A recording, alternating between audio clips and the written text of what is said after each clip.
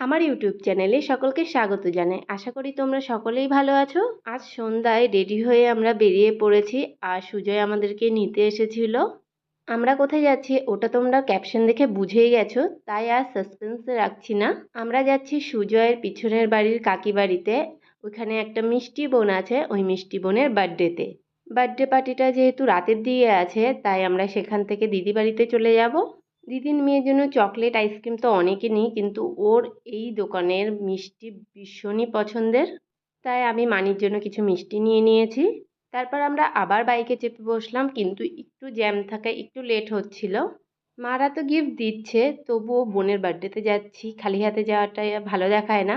তার জন্য আমি কি নেব, এত দোকান খুঁজে ভাবলাম একটা মিষ্টি পার্সই নিয়ে যাই, ওর কাজেও আসবে আর হয়তো ওর ভালোও লাগবে। এই যে চলে এলাম আমাদের বার্থডে গার্লের বাড়িতে, আর বার্থডে গার্ল আমি মিলে একটু পোজ দিয়ে নিলাম। পুরো কিউটিকা ডাব্বা, তাই না? এত লেট হয়ে গেছিলো, আমি ভাবছিলাম হয়তো কেক কাটিং হয়ে গেছে, সেলিব্রেট হয়ে গেছে।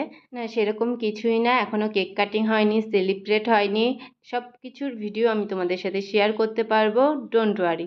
তোমরা হয়তো ভাবছো আমি শ্বশুর বাড়ির উপর দিয়ে না এসে ডাইরেক্ট কাকি বাড়িতে কেন ঢুকলাম। আসলে তারও একটা কারণ আছে, যেহেতু আমাদের বিয়ের পাকা কথা কমপ্লিট হয়ে গেছে, তাই নাকি এখন আর শ্বশুরবাড়িতে যাওয়া যাবে না। তার জন্য ডাইরেক্ট আমরা কাকির বাড়ির সামনেই আসলাম। মাও এখানে ছিল, কোনো অসুবিধা হয়নি। এদিকে কাকি সুপ্রীতিকে আশীর্বাদ করছিল, আর আমরা পাশে বসে দেখছিলাম, বেশ এনজয় করছিলাম ব্যাপারটা। যতই আজকালকার দিনে কেক কাটিংটা ফ্যাশন হোক না কেন, বাঙালির মেয়ে বড়রা আশীর্বাদ করবে না, এটা কি কখনো হতে পারে? তারপর কাকু সুপ্রীতিকে আশীর্বাদ করে নিচ্ছিল। আসলে বাবাদের ভালোবাসাটা যতটা না প্রকাশ পায়, আসলে বাবারা অত ভালো করে প্রকাশ করতে পারে না। দেখলে আসলো, আশীর্বাদ করলো, টাকা দিল, চলে গেল। আর কাকি সেই কখন থেকে মেয়ের পাশেই আছে, মেয়ের পাশে পাশেই থাকছে।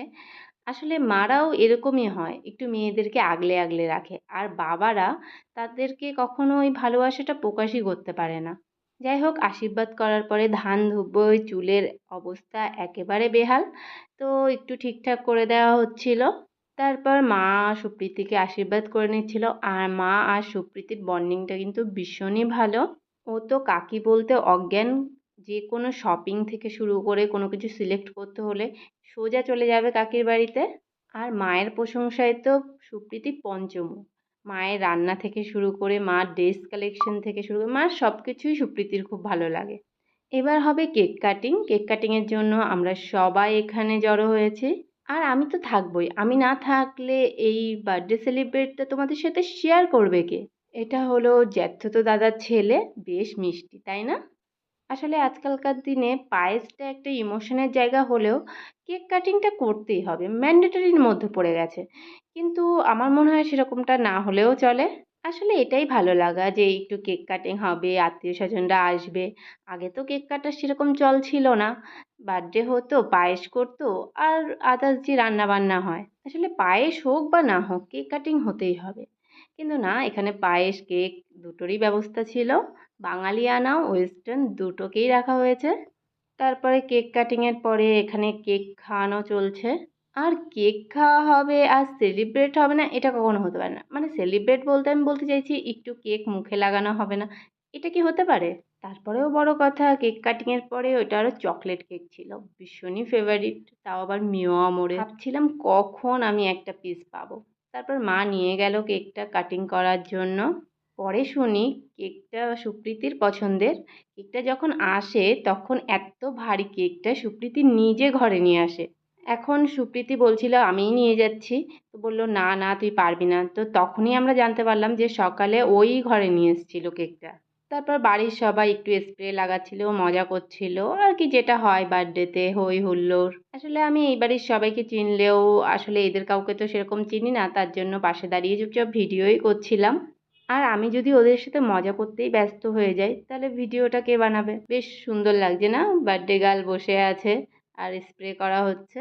তারপরে এই জড়ি জড়ি মতন থাকে না, এটা না কেউ ফাটাতে পারেনি। তারপর আর কি করবে, ওর জন্যই তো আনা, ওর গায়েই দিয়ে দিল। এই গরমের মধ্যে ওর অবস্থা পুরো কাহিল। তারপর গিয়ে একটুখানি ফ্রেশ হয়ে নিল। তারপর আমি সুজয় বোন ওখানে বসেছিলাম, তো কি করব, ভাবলাম একটু ভিডিওই বানিয়ে নিই। তো এই হলরুমটা বেশ বড়সড়ই ছিল, এখানেই চেয়ার টেবিল পাতানো হয়েছে। আমরা এখন খাবো না, তাই একটু ব্যালকনিতে গিয়ে দাঁড়িয়েছিলাম, গল্প করছিলাম। দাঁড়িয়ে দাঁড়িয়ে থাকতে পুরো পাটা ব্যথা হয়ে গেছিলো, তাই সুজয়কে টানতে টানতে আবার ঘরে নিয়ে গেলাম।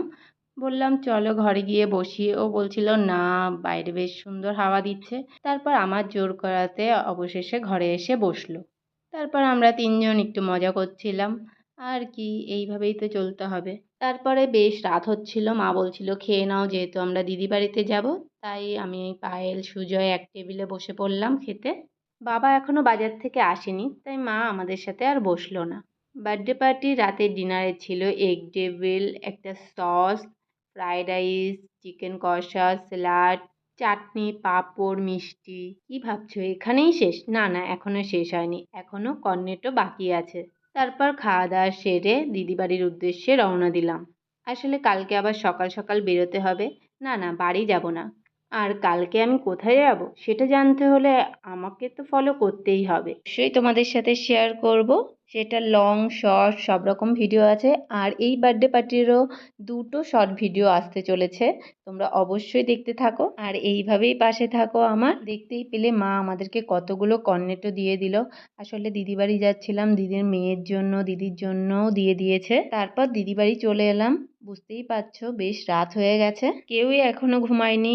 এক তো আমরা আসবো, তারপর দিদির মেয়ের পড়া তো আর শেষই হয় না। তারপর আমরা গিয়েই মানিকে উঠিয়ে নিলাম, বললাম পড়া তো হবে। তারপর আমি চলে গেলাম এই কর্নেটো আর মানির জন্য আনা মিষ্টিগুলো ফ্রিজে রাখতে। আইসক্রিমগুলো আমি ডিপ ফ্রিজে রেখে আর মিষ্টিটাকে আমি নর্মাল ফ্রিজে রেখে দিয়েছি। তারপর মনটাও একটু খুঁতখুঁত লাগছিল, তাই আমরা একটা আইসক্রিম এনে খেয়ে নিলাম। আর আইসক্রিম আমার কতটা প্রিয় সেটা তো তোমরা সকলেই জানো। পায়েল আমি দুজনেই ড্রেস চেঞ্জ করে নিয়েছি, বেশ গরমও লাগছিল।